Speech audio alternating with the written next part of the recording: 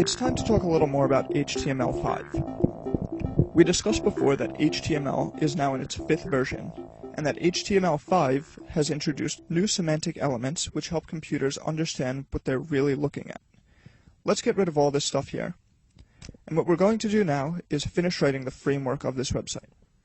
So we have that it's an HTML5 document up here, all of the HTML content going inside of this HTML tag.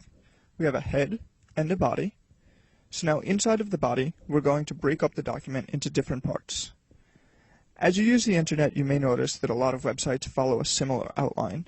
That would be a header at the top, maybe with the company name and some contact information, maybe store hours, a footer at the bottom, and some form of navigation.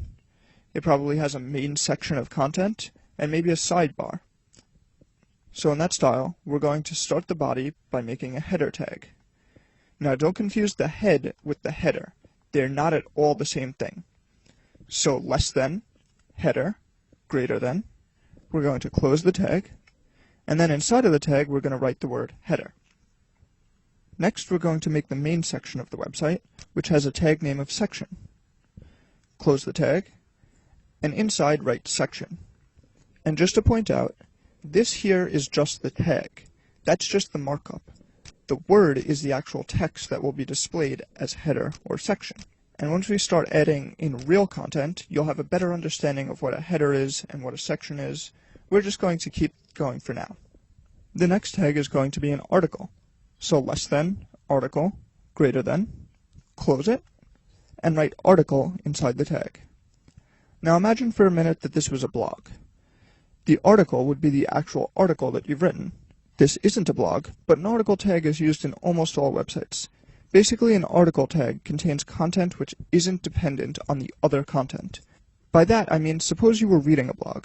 You wouldn't need to read every single article in the blog to understand any individual article.